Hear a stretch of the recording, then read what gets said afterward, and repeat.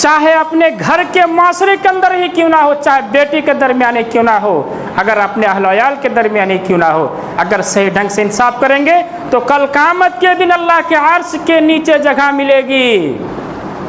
वरजुलुन क़ल्बुन मुअल्लकुन bill मसाजिद, दूसरा आदमी वो होगा जो एक वक्त नमाज पढ़ने के बाद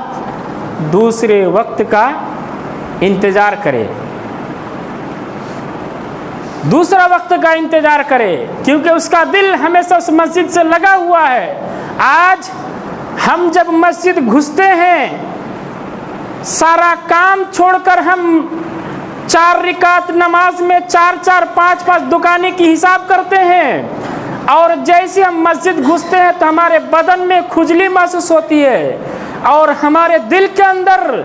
ये तस्वुर होती है कि कब जल्दी से नमाज ख़त्म और हम कब निकले।